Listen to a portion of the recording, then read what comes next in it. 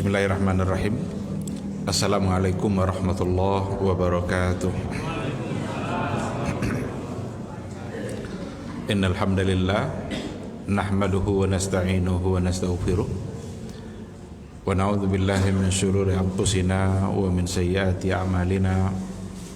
May yahdihillahu fala mudhillalah wa may yudlilhu falan tajida lahu waliyyan mursyida. Asyhadu an la ilaha illallah wahdahu la syarikalah wa asyhadu anna Muhammadan abduhu wa rasuluhu la nabiyya wa la rasula ba'dah. Ikhwati fillah, ma'asyiral hadirin wal hadirat, Bapak, Ibu-ibu yang dimuliakan Allah, mari kita kembali bersyukur kepada Allah Subhanahu wa taala. Alhamdulillah, pada malam hari ini kita masih diberikan kesempatan oleh Allah Subhanahu wa taala untuk menambah amal soleh. Alhamdulillah, maghrib berjamaah sudah kita tunaikan, mudah-mudahan diterima oleh Allah dan bisa memperberat timbangan amal soleh kita di akhirat kelak. Dan alhamdulillah juga kita diberikannya semangat untuk duduk di majelis ilmu, duduk sejenak untuk mengingat ayat-ayat Allah, untuk memperdalam ilmu agama. Mudah-mudahan ini bisa menjadi wasilah supaya kita benar-benar mulia di sisi Allah. Kalau mau mulia di sisi Allah, maka pahami risalah yang dibawa oleh Rasulullah sallallahu alaihi wasallam. Perkokoh iman dan perdalam ilmu. Iman dan ilmu itulah yang akan benar-benar membuat kita selamat dan mendapatkan derajat yang tinggi di sisi Allah Subhanahu wa taala. Sama-sama kita juga harus bersalawat dan salam untuk Rasulullah sallallahu alaihi wasallam. Allahumma shalli ala Muhammad wa ala ali Muhammad. Mudah-mudahan kita adalah umatnya yang selalu berupaya untuk membuktikan cinta kepada beliau. Mudah-mudahan cinta kita tidak hanya ucapan bibir saja, tapi cinta yang serius. Dan cinta itulah yang akan membuat kita selamat di akhirat kelak. Kata Rasul, anta ma'aman ahbabta, kamu nanti di hari mahsyar itu akan bersama dengan orang-orang yang kamu cintai. Kalau kita mencintai Rasul, maka di mahsyar insyaallah kita akan bersama-sama dengan Rasul. Tapi kalau kita mencintai selainnya, mencintai hal-hal yang tidak dibenarkan oleh Nabi, berarti kita tidak akan bisa bersama-sama dengan beliau. Mudah-mudahan nanti di akhirat juga kita bisa mendapatkan minuman yang akan dituangkan langsung oleh Rasul dari telaganya. Rasul itu punya telaga. Ada keistimewaan Nabi di akhirat kelak, dia punya telaga. Telaga yang sangat luas, airnya sangat manis, enaknya nggak bisa dibayangkan dengan minuman yang ada di dunia. Kata Rasul dalam hadisnya, ana faratukum fil haud, nanti saya akan tunggu-tunggu kalian di telaga itu. Nanti kalau sudah mendekat kita, mudah-mudahan kita adalah orang-orang yang mendekat kepada telaga itu. Kata Rasul, man syariba minhu lam yazma abadan, siapa yang telah meminumnya maka dia tidak akan lagi merasa haus. Padahal mahsyar itu adalah tempat di mana semua orang akan kehausan. Tapi kalau sudah mendapatkan minuman itu, dia tidak akan haus lagi. Mudah-mudahan cinta kita semakin mendalam kepada Rasulullah. Dan cinta kepada Rasul itu caranya adalah mencintai apa yang beliau suka dan membenci apa yang beliau benci. Jangan sampai kita benci kepada apa yang beliau suka, dan jangan pula kita suka kepada apa yang beliau benci. Berarti cinta kita dusta. Apa yang menjadi kesenangan Nabi, kita harus ikut mencintainya. Dan hal-hal yang dibenci beliau, maka kita juga harus ikut membencinya. Ikhwati fillah, mudah-mudahan kita semua bisa mendapatkan syafaat dari beliau. Amin, amin ya rabbal alamin. Ma'asyiral hadirin wal hadirat, rahimani Allah wa iyyakum. Kembali kita kepada kajian Maqasidus Syariah Kita masih berada pada slide yang ini pada bagian terakhir. Kemarin kita sudah masuk pada dan sudah kita sampaikan 2 poin. Yang pertama, dari pembagian maqasidus syariah dilihat dari segi kekuatan kemaslahatan. Jadi maslahat yang paling kuat itu disebut dengan daruriyah. Daruri, asasi, pokok. Itu hal yang pokok. Tidak bisa, tidak. Harus ada. Kalau itu yang tidak terpelihara, rusak kita. Sedangkan hajiat itu di bawah daruri. Hajiat itu kebutuhan. Kalau tidak dipenuhi, kita akan sulit. Jadi hajat itu kalau tidak dipenuhi, kita akan kesulitan. Maka Allah menurunkan hukumnya agar kita keluar dari kesulitan itu. Kalau daruri bukan memenuhi hajat, tapi menjaga eksistensi. Agama kita harus terjaga, diri kita harus terjaga, silsilah keturunan kita harus terpelihara. Karena kalau itu rusak kehidupan. Orang minder kalau ayahnya nggak jelas. Kalau ada di antara anak-anak lalu ayahnya nggak jelas siapa, dia akan minder, akan menjadi bahan tertawaan oleh orang. Walaupun yang salah bukan dia, yang salah kan ayahnya. Apakah anak zina berhak masuk surga? Berhak. Yang salah adalah ayahnya. Seandainya dia menjadi orang yang baik, beriman kepada Allah, rajin dan taat beribadah, jauh dari berbagai macam kemaksiatan, maka dia pantas untuk masuk surga. Cuma yang salah ayahnya. Hanya saja kesalahan ayahnya ditanggung oleh dia. Itulah sebabnya silsilah keturunan itu menjadi sesuatu yang asasi dalam kehidupan. Jangan sekali-kali dirusak. Berbagai macam masalah kontemporer itu dibahas oleh para ulama dalam persoalan itu. Umpamanya Bank ASI. Apa hukumnya Bank ASI? Ada lagi yang lebih gila idenya, Bank Sperma. Dunia sekarang kan dunia teknologi. Ada bank sperma. Kalau mau sperma yang unggul, ini dia. Tapi dalam Islam itu tidak semudah itu. Nanti kalau lahir anaknya, ini anak siapa? Karena berasal dari sperma yang tidak dikenal. Jadi jangan sampai teknologi itu mengalahkan teologi. Karena janji orang Yahudi itu apa? Teknologi kami akan mengalahkan ideologi kalian. Jadi teknologi kemajuannya bisa mengabaikan ideologi. Orang tidak tahu lagi halal haram asal dianggap ikut perkembangan zaman. Padahal ternyata kalau kita bawa kepada kajian maqasidus syariah, itu menjadi bagian yang asasi. Bank ASI juga seperti itu. Itu akan berpengaruh nanti, karena di dalam hukum Islam itu ada istilahnya radha'ah. Ada hukum-hukum fikih yang berkaitan dengan sepersusuan. Kalau seandainya Bank ASI itu dibiarkan bebas begitu saja, lalu anak kita menyusu kepada salah satu dari ASI yang ada di bank itu, nanti bagaimana ceritanya itu? Hubungan sepersusuannya dengan siapa? Karena ada konsekuensi nanti ketika seorang bayi tumbuh dari ASI, maka yang pemilik ASI itu menjadi ibu dia, ibu susuan. Kalau ibu susuan nanti ada persoalan mahram.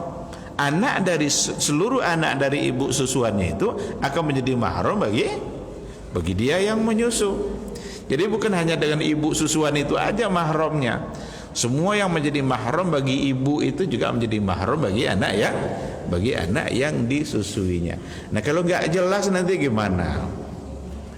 Di sini sehingga kita perlu berhati-hati. Oleh karena itu, 2 pertama itu tingkatan yang tertinggi dari maslahat itu. Daruri itu yang paling tinggi. Yang kedua ada pada hajiyat, maksudnya hajat, di mana Islam itu turun untuk memenuhi hajat dan kebutuhan-kebutuhan kita. Maka adalah berbagai macam bentuk hukum keringanan yang diberikan oleh agama. Allah siap untuk mundur dari haknya demi mengabulkan kebutuhan hambanya. Coba bayangkan itu. Solat di setiap waktu itu kewajiban kita. Kalau kewajiban kita berarti hak Allah. Tetapi ketika kita dalam keadaan safar, sulit barangkali untuk tetap solat pada setiap waktunya, maka dibolehkan untuk menggabung dua solat. Berarti Allah mundur dari ketentuannya untuk memenuhi hajat hambanya. Hambanya yang didahulukan oleh Allah dalam persoalan ini. Kita diminta oleh Rasul untuk sholat di setiap waktu, di awal waktu, itu yang paling utama. Tapi ada satu kendala yang sedang kita hadapi. Katakanlah umpamanya ada satu urusan, atau kita dalam kendaraan sedang mengantar orang tua kita yang sedang sakit, lalu dengar azan. Biasanya orang-orang yang taat kepada Allah, kalau ia mendengarkan azan, maka dia akan mampir untuk mengerjakan dan mengabulkan panggilan Allah. Tapi sekarang dia dituntut harus secepatnya sampai ke masjid. Boleh tidak dia tunda? Boleh. Boleh ini, itu hajiyat namanya itu. Ini yang al-maqasid al-hajiyah. Maqasid syariah yang hubungannya dengan memenuhi hajat-hajat dan kebutuhan umat manusia. Begitu indahnya syariat Islam ini, begitu sempurnanya agama yang dibawa oleh Rasulullah sallallahu alaihi wasallam. Itu satu di antara sekian contoh. Kalau kita lihat dalam buku-buku usul fikih, itu contohnya banyak yang hubungannya dengan boleh kita menunda sesuatu yang memang diwajibkan oleh Allah, tetapi boleh ditunda untuk keperluan-keperluan yang memang dibutuhkan. Kita sedang sholat nih, tiba-tiba ada orang minta tolong, rumah saya kebakar katanya. Kita baru memulai sholat, imam baru takbiratul ihram rakaat pertama, sholatnya sholat 4 rakaat pula. Boleh hendak dihentikan sholat ini dulu? Boleh. Hentikan dulu sholat itu, tolong dulu, setelah itu bisa sholat kembali. Ada contoh dalam kajian-kajian usul juga. Seandainya ada orang di pinggir sungai sedang mengerjakan sholat, tiba-tiba ada orang hanyut minta tolong. Kalau seandainya diselesaikannya dulu sholatnya itu baru ditolong, yang hanyut ini mungkin. Nah, sekarang boleh tidak dihentikan dulu sholat ini, tapi tolong yang minta tolong tadi, yang hanyut tadi, boleh. Begitulah syariat Islam, dan itu ada pada bagian al-hajiyat, kemaslahatan dalam bentuk memenuhi hajat yang jika tidak ada maka akan menyulitkan kehidupan, tetapi tidak mengancam kehidupan itu sendiri. Seperti adanya rukhsah dalam ibadah solat. Nanti akan kita bahas satu poin nanti, fenomena maqasidus syariah dalam ibadah. Kita akan perbanyak contohnya nanti, karena salah satunya juga ada pada bagian rukhsah. Kita akan masuk pada poin yang ketiga. Pada poin yang ketiga ini namanya tahsiniyat. Ini tingkatan yang terendah dari maslahat. Jadi pertama sekali daruri, asasi, pokok. Yang kedua adalah hajiyat, itu hajat, kebutuhan kita harus terpenuhi. Yang ketiga sebagai pelengkap, penyempurna, itu tahsiniyah. Tahsin, hasan itu artinya baik. Kalau hasan itu membuat sesuatu menjadi baik. Jadi tahsiniyah itu kemaslahatan pelengkap yang senantiasa memperindah dan menyempurnakan kehidupan beragama. Dia tidak mengancam jiwa kita, dan juga barangkali bukan menjadi bagian dari hajat yang perlu diadakan rukhsah. atau keringanan-keringanan, tetapi dia akan menyempurnakan keagamaan kita. Pelaksanaan agama itu akan sempurna dengan adanya tahsiniyah, tahsin. Apa contohnya? Seperti adab dan etika dalam kehidupan. Ini kalau kan kita orang-orang timur itu dianggap orang yang memang menjaga adab. Apalagi orang-orang Melayu itu dianggap orang-orang yang beradab. Kita kalau lewat di depan orang selalu kita gini-gini. So, kita minta jalan, ada orang tua sedang ngobrol duduk, lalu kita lewat, kita akan ada enggak hadisnya itu kira-kira seperti itu. Tapi itu menjadi bagian dari etika sesuatu yang memang dipandang baik. Itu bagian dari tahsiniyah sebagai pelengkap adab dan etika dalam kehidupan. Ketika kita dalam persoalan makan saja, persoalan makan itu agama mengatur dengan sempurna. Makan dengan tangan kanan. Ada seorang dalam hadis itu disebut dengan gulam. Gulam itu istilah untuk anak kecil yang belum baligh. Apa kata Rasul pada saat makan itu? Karena gulam ini pas dia makan itu menjangkau atau mengambil dia makanan yang berada jauh dari dia. Apa kata Rasul dalam hadis itu? Ya gulam, samillah wa kul biyaminik wa kul mimma yalik. Itu ungkapan Nabi sallallahu alaihi wasallam, atau kama qala Rasul sallallahu alaihi wasallam. Hai anak kecil, mulailah dengan bismillah, kul biyaminik wa kul mimma yalik. Makanlah dengan tangan kananmu dan makanlah apa yang dekat dengan kamu. Karena ketika itu nampak oleh Nabi anak kecil ini, ya karena dia anak kecil tentu nengok makanan yang banyak-banyak itu, yang enak-enak itu dia akan jangkau pakai tangannya mana yang dia suka. Nabi memberikan pelajaran, ini bagian dari tahsin. Makan dengan tangan kanan dan makanlah mana yang dekat, tidak mesti mengambil yang jauh. Walaupun sebenarnya ada penjelasannya oleh para ulama hadis. Umpama salah satu dari penjelasannya oleh para ulama hadis, kalau seandainya memang jenis makanannya sama, tidak boleh, atau sebaiknya kita tidak usah tengok-tengok yang jauh itu kalau memang adalah sama.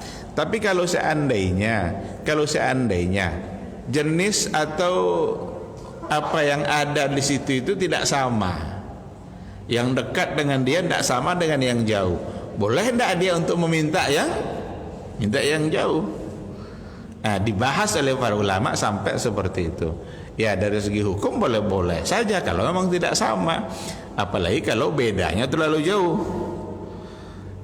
Sini ikan teri umpamanya kan, telur dadar, sebelah sana udang galah umpamanya kan, tentu naik tensi dibuatnya kan. Jadi yang naik tensi itu sebenarnya bukan kena makan udang tuh, kena enggak kebagian. Kena enggak kebagian itu yang membuat dia jadi naik tensi. Tapi secara hukum tahsinianya tadi itu ada adab di sini yang diajarkan oleh Rasulullah Shallallahu Alaihi Wasallam, bagaimana seseorang itu mencukupkan dengan apa yang ada dengan yang di sampingnya. Begitulah soal adab yang diajarkan dalam agama. Soal makan, jangankan soal makan, soal keberadaan kita di kamar kecil saja, itu kan urusan pribadi itu. Tetapi sedetil itu juga diajarkan oleh Rasulullah Sallallahu Alaihi Wasallam. Ini bagian dari tahsiniyah namanya. Kalau kita jaga hal-hal yang seperti itu, maka berarti kita sedang menyempurnakan pelaksanaan agama kita. Masuk awali dari kaki kiri. Kalau masuk masjid mulai dari kaki kanan. Kalau keluarnya masjid dari kaki kiri. Kalau kamar kecil kanan. Maka kanan kiri itu sesungguhnya memang simbol dari baik dan buruk. Istilah kanan kiri itu simbol dari baik dan buruk. Kalau ada orang bilang ilmu kanan, ilmu kiri, berarti satu baik, satu tidak. Kalau ada orang kita minta sesuatu kepada dia, lalu ia serahkan ke kita pakai tangan kiri. Beda ndak perasaan kita ketika dia menyerahkannya dengan tangan kanannya. Ini tahsiniyah, betul-betul agama ini memberikan panduan yang sangat sempurna. Oleh karena itu kata Rasul, kalau memberilah dengan tangan kanan, mengambillah dengan tangan kanan, makanlah dengan tangan kanan, minumlah dengan tangan kanan. Ini bagian dari tahsin. Kalau ndak pakai tangan kanan, mati kita? Ndak kan? Maka bukan daruri dia. Karena kalau daruri itu mengancam jiwa. Ndak ada juga hal yang perlu dirukhsahkan, kecuali orang-orang tertentu yang memang tangan kanannya sudah tidak berfungsi. Ada orang yang kanannya sudah nggak berfungsi, yang berfungsi hanya kiri. Boleh ndak dia minum pakai kiri? Pada saat ini boleh, karena memang yang kanan sudah tidak. Tapi kalau seandainya masih bisa digunakan, lalu tangan kiri juga tangan kiri juga minum atau makannya, berarti dia tidak mengamalkan tahsiniyah, tidak sempurna etika beragama dia. Maka Nabi dalam persoalan ini mengatakan, la tashrabu bishimal fa inna syaitana yashrabu bishimal. Jangan kamu makan dengan tangan kiri, minum dengan tangan kiri, karena sesungguhnya syaitan itu minumnya pakai tangan kiri. Berarti syaitan ada tangan juga? Ada, dia sosok makhluk yang sama dengan kita, cuma kita yang tidak melihat dia melihat kita. Oleh karena itu kita sebagai umat Islam ini perlu kita jaga ini yang tahsiniyah ini. Kalau seandainya ini tidak kita jaga, berarti tidak sempurna pelaksanaan agama kita. Ada hal-hal yang kurang dari sisi etika kita. Itu diantara contoh yang merupakan bagian dari tahsiniyah. Ada lagi contoh lain, umpamanya pakai parfum saat sholat. Itu bagian dari tahsiniyah, penyempurna agar orang menjadi nyaman. Jangan sampai gara-gara kita orang menghindar. Saya kalau masih ada bapak tuh masjid, saya tidak akan ke masjid. Kenapa? Aromanya. Berarti kita yang menjadi penyebab orang tidak ke masjid. Kenapa Nabi ada dalam hadis mengatakan, barang siapa yang memakan bawang jangan sholat bersama kami. Itu ada hadis. Barang siapa memakan bawang, tapi oleh para ulama diberikan penjelasan ini bawang yang tidak dimasak. Bawang yang tidak dimasak. Karena ada memang kayak bawang bombay itu, bawang yang besar-besar itu di sebahagian negara itu dimakan mentah-mentah kayak kita makan buah apel.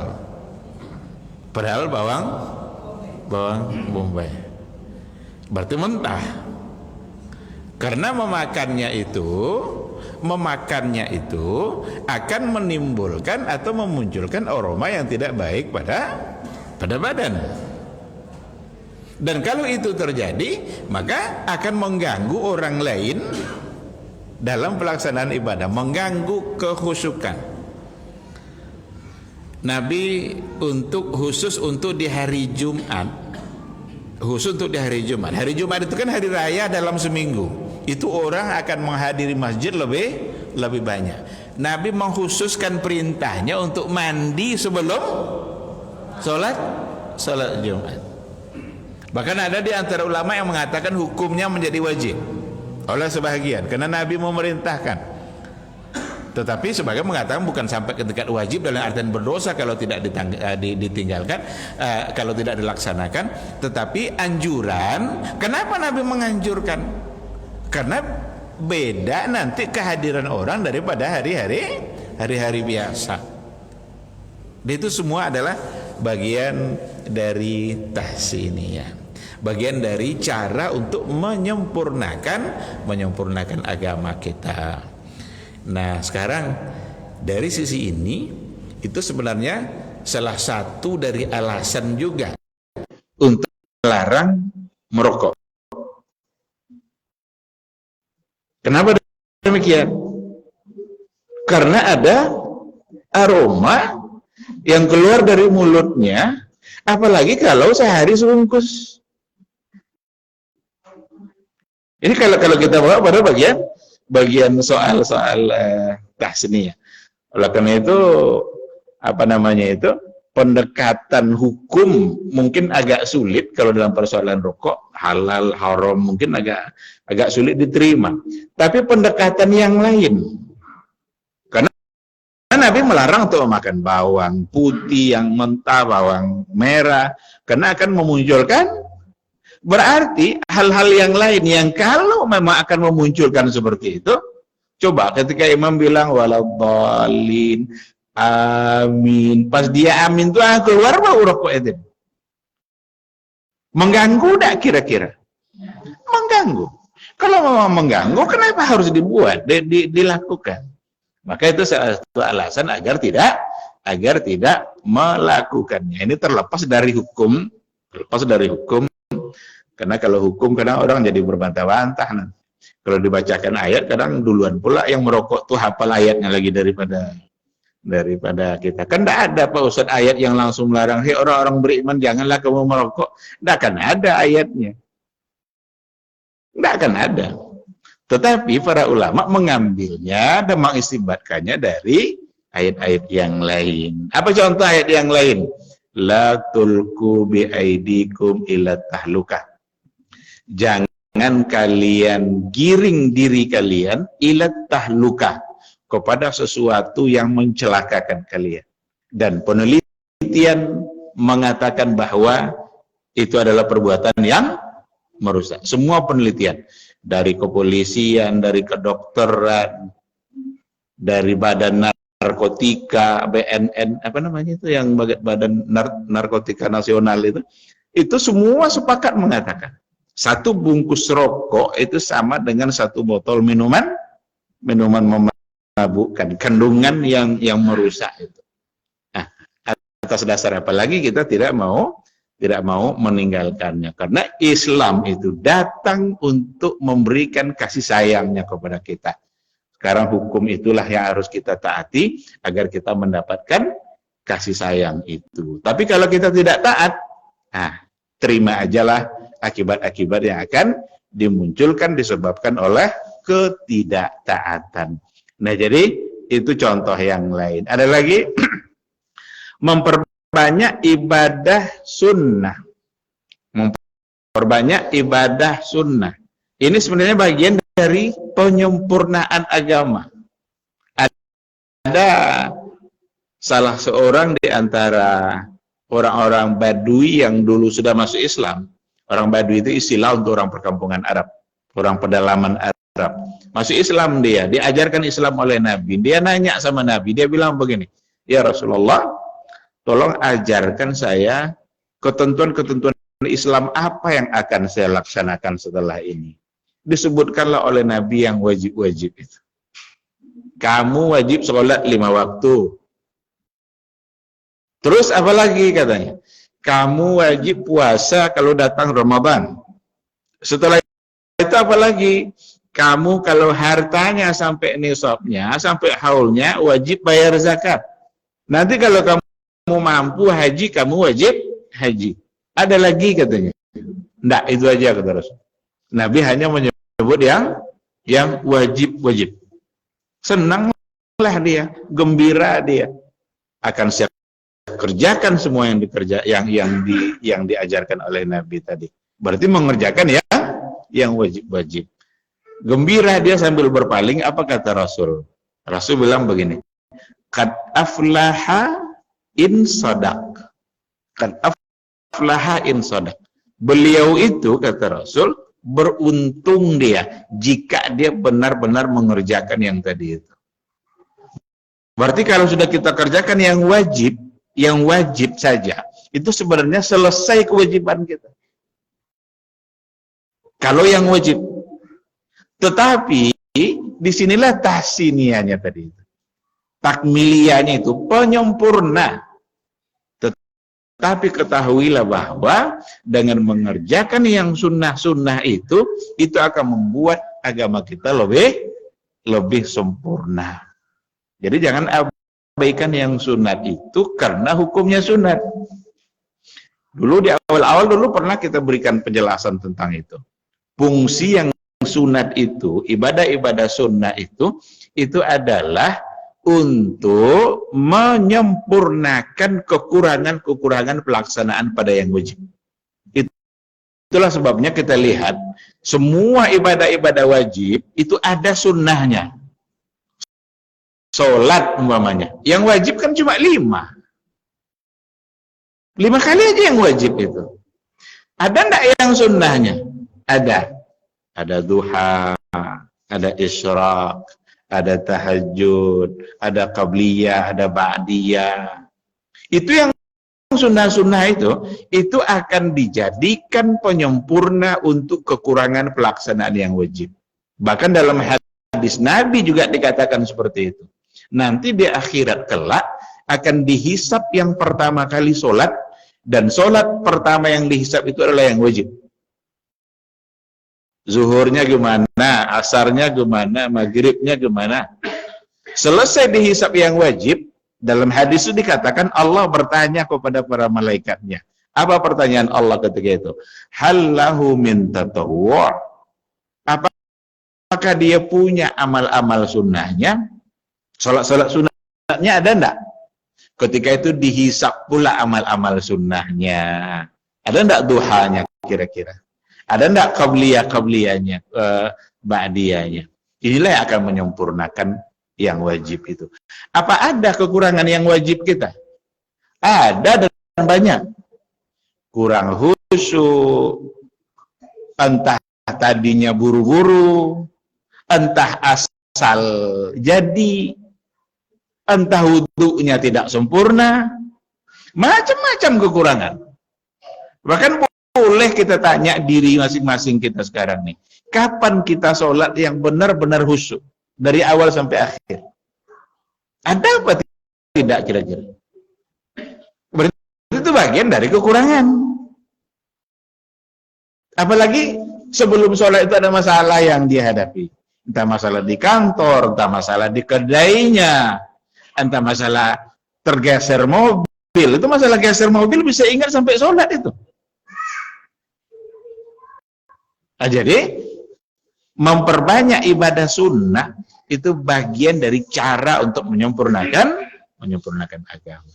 Puasa juga seperti itu. Puasa itu yang wajib cuma Ramadan. Puasa yang wajib hanya 30 atau 29 hari. Selain itu semuanya adalah menjadi sunnah. Senin, Kamis, nanti ada hari Arafah, nanti ada hari-hari lain yang kita dianjurkan untuk berpuasa. Kalau kita kerjakan, berarti kita menyempurnakan agama kita. Jadi maslahatnya itu maslahat sebagai penyempurna. Nah, oleh karena itu, mari sama-sama kita punya niat untuk memperhatikan yang tahsiniyah ini. Yang daruriyah jelas itu kan, yang hajiyat apalagi itu bagian dari kasih sayang Allah. Karena Allah mengabulkan semua apa yang kita hajat-hajat kita dikabulkan oleh Allah. Berbagai macam bentuk aturan agama itu bagian dari hajat kita. Ada hal-hal yang kalaulah tidak dibolehkan oleh Allah, hidup kita pasti sulit. Baik dalam masalah ibadah maupun dalam masalah muamalah. Dalam masalah ibadah, kalau Allah tidak berikan hukum kemudahan tadi, sulit kita. Dan Allah tidak menginginkan kita sulit. Yuridullahu bikumul yusra wa la yuridu bikumul usra. Allah menginginkan bagi kamu kemudahan dan Allah tidak menginginkan kamu sulit. Kalaulah orang yang sakit itu menggigil ketemu air, lalu tidak boleh bertayamum, azab dah. Tapi Allah tahu itu semua. Kalau kalian tidak bisa pakai air, daripada nanti beruduk pakai air juga, tambah sakit kalian, tidak usah pakai air. Boleh diganti dengan tayamum.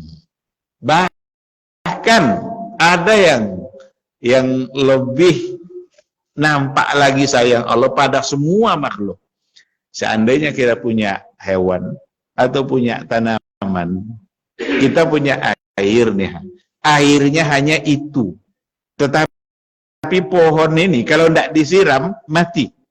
Atau hewan ini kalau tidak minum dia pakai airnya, mungkin hewan ini yang akan boleh tidak kita tayamum. Nah, ini kan nampak di situ bagaimana kasih sayang Allah tidak hanya untuk manusia, tapi juga untuk hewan, untuk binatang, untuk lingkungan. Nah, biarlah kita masih bisa bertayamum kok. Sementara hewan ini mati dia kalau dia tidak minum. Dan itu bentuk dari kasih sayang. Makanya ada riwayat hadis dari Nabi Shallallahu Alaihi Wasallam mengisahkan apa yang terjadi pada kisah-kisah Israel dulu, Bani Israel dulu. Seorang perempuan yang bisa masuk surga hanya karena memberi minum seekor anjing. Padahal dia perempuan yang pezina, perempuan yang nakal. Tapi jangan nanti disalahgunakan hadis ini. Buat perbuatan nakal tuh banyak-banyak, nanti cari anjing kasih minum. Bukan itu maksudnya. Ini persoalan hati yang memang di dalamnya ada rasa kasih sayang. Ketika anjing udah keliling-keliling sumur itu tidak dapat cara mengambil air, adalah hati seorang perempuan.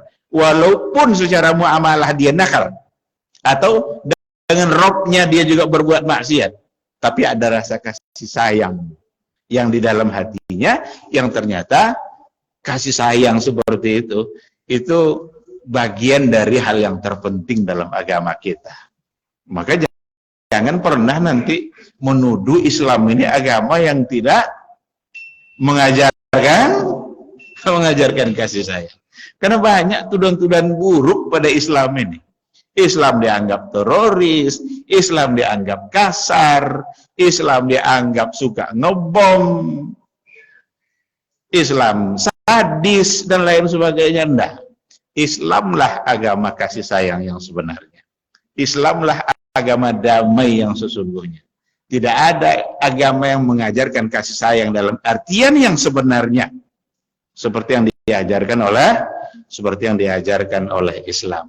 Karena kasih sayang dalam Islam tidak hanya sesama manusia, tapi justru sesama semua alam ini. Itulah sebabnya dikatakan wa ma arsalnaka illa rahmatan lil alamin. Baik, ikhwati billah, jadi ini tiga tingkatan ya dari kekuatan maslahat itu yang nampak oleh kita. Dengan tiga jenis maslahat ini, kalau kita jaga baik-baik, disitulah kesempurnaan kita berislam, disitulah kesempurnaan kita beragama. Yang daruriyat jelas mesti kita jaga, agama harus kita jaga, harta harus kita jaga. Kita jaga dari bagaimana cara mendapatkannya dan bagaimana cara mendistribusikannya. Dan juga ada hal-hal yang hajiat. Ambil itu kemudahan yang diberikan oleh Allah. Karena ada juga di antara orang, Pak Ustadz, saya musafir pakai mobil pribadi saya, boleh tidak saya sholat di setiap waktu untuk mampir? Berarti dia tidak mau mengambil keringanan yang diberikan oleh Allah. Kita khawatir dengan cara seperti itu, jangan-jangan kita mempersulit diri kita sendiri pada saat Allah memberikan kemudahan. Maka Rasul mengatakan, inna dina yusrun wa la yushaddad dina ahadun illa ghalabah. Agama ini sungguh sangat mudah, tidak akan ada orang yang mencoba untuk melawannya kecuali dia akan kalah. Oleh karena itu, jika ada kemudahan, ambil itu kemudahan, karena memang datang dari Allah Subhanahu wa ta'ala. Baik, sedangkan yang ketiga adalah tahsiniyat. Ini yang kita berikan penjelasan tadi. Disitulah letak kesempurnaan beragama kita. Etika-etika harus kita jaga. Hal-hal yang sunnah itu sebisa mungkin dikerjakan, karena ada saatnya nanti ketika kita sudah mulai taat untuk mengerjakan yang sunnah, ternyata kita sudah tidak bisa. Jadi selagi bisa, yang sunnah itu kerjakan. Jangan pernah meninggalkan sesuatu hanya karena hukumnya sunnah. Kamu kenapa tidak berjamaah? Kan tidak wajib. Berarti meninggalkan sesuatu karena tidak wajib. Itu salah. Cacat cara berpikirnya. Kamu kenapa tidak qabliyah ba'diyah? Kan tidak wajib. Yang wajib kan zuhurnya aja. Yang wajib kan isya'nya aja. Yang sesudah sebelumnya itu tidak wajib. Berarti meninggalkan sesuatu karena sunnah itu cacat cara berpikirnya dalam beragama. Yang benar itu adalah walaupun hukumnya sunnah, berupayalah untuk mengerjakan semaksimal mungkin sampai suatu saat nanti ketika Allah sudah nggak mengizinkan lagi untuk mengerjakannya. Mudah-mudahan kita tetap mendapatkan pahala ketika kita meninggalkannya, dikarenakan oleh kebiasaan baik itu sudah kita lakukan. Ini yang mungkin bisa saya sampaikan dalam kajian kita pada malam hari ini. Mudah-mudahan bermanfaat insyaAllah. Karena waktu Isya sudah masuk. Tadi saya tengok di bawah mic itu untuk bertanya ya. Ada yang mau bertanya, tapi saya kira Assalamualaikum. Jual beli salaf dan istisna. Oh ya, ini barangkali pertemuan sebelumnya dulu sudah kita singgung ya. Jual beli salam dan istisna itu salah satu dari tata cara atau transaksi dalam kajian fikih.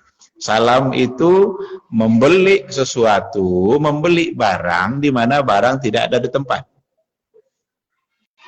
Barang tidak ada di tempat. Umpamanya kita membeli sepatu, tapi kita tengok-tengok gambarnya aja. Kalau setuju, nanti sepatu itu didatangkan. Berarti salam. Jual beli online itu rata-rata bisa masuk kepada jual beli salam. Itu masuk dalam kategori hajiat. Kenapa hajiat? Karena sistem itu sekarang kita butuhkan. Hemat waktu, hemat tenaga, hemat uang. Kalau kita ingin membeli sesuatu yang ada di Jakarta, bisa kita tidak harus ke Jakarta. Kalau ke Jakarta, berapa ongkosnya? Berapa waktunya? Berapa tenaga yang habis? Tapi sekarang dengan sistem jual beli salam, ada orang menjualnya. Kita tengok gambarnya. Bapak mau yang warna apa? Oh, sepatunya yang warna hitam. Size-nya, ukurannya berapa? 38 atau 40. Harganya sekian ratus ribu umpamanya. Deal itu diklik, deal dia. Kemudian ditransfer. Nanti kita tinggal menunggu datangnya. Boleh apa tidak itu? Sistem seperti itu. Itu bagian dari bisa disebut dengan salam. Kalau istisna itu jual beli pesanan. Itu benar-benar hajat. Kalau kita mau lemari, kita bisa datang ke tukang lemari dengan ukuran yang kita butuhkan. Kita mau ukurannya 2x3, jumlah raknya 5, warnanya coklat, separuh kaca, separuh tidak. Deal jual beli itu. Berapa harganya Pak? 3 juta. Deal jual belinya. Tapi barang sudah ada belum? Belum. Baru sesuai permintaan kita aja. Kita ingin warna ini, lalu dia buatkan. Minta dibuatkan seperti itu namanya istisna. Boleh tidak dalam fikih itu? Boleh. Padahal ada hadis lain yang mengatakan jangan memperjualbelikan barang yang belum ada. Tapi untuk istisna dibolehkan lil hajah, karena hajat. Seandainya tukang lemari itu membuat lemari banyak-banyak, jangan-jangan tidak ada yang cocok sama orang. Tidak cocok warnanya, tidak cocok ukurannya. Lemari yang ada 2 meter, dia mau 3 meter. Atau lemari yang ada 3 meter, dia plafonnya tidak sampai 3 meter. Nanti akan merugikan pihak pembuat. Tapi dengan cara seperti tadi, menguntungkan kedua belah pihak. Si pembeli bisa mendapatkan sesuai yang dia inginkan, si penjual sudah yakin yang dibuatnya akan dibeli. Nah, jadi ada hajat yang dipenuhi di situ. Sebagai kepala sekolah, muridnya bertambah. Dia ingin membeli kursi dan meja. Karena ini adalah anak-anak TK semua, tentu kursinya tidak setinggi ini. Ingin dia dibuatkan meja kursi kecil-kecil. Nah, datang, Pak, tolong buatkan kursi meja kecil-kecil untuk anak TK. Berapa? 100 pasang. Buatlah kecil-kecil. Berarti sesuai dengan hajat. Ini yang hajat tadi. Maka jual beli. Salam dan istisna itu adalah memenuhi hajat dan kebutuhan kita. Itu yang dimaksud. Dan Allah sudah menetapkan, Rasulnya sudah menetapkan kebolehan hukum itu. Wallahu subhanahu wa ta'ala alam. Baik, saya kira ini kajian kita pada malam hari ini. Mudah-mudahan bermanfaat insyaallah. Semoga majelis ini menjadi ibadah bagi kita bersama, mendatangkan pahala yang akan memberatkan timbangan kebaikan kita di akhirat kelak. Subhanakallahumma wa bihamdika asyhadu an la ilaha illa anta astaghfiruka wa atubu ilaik. Wassalamualaikum warahmatullahi wabarakatuh.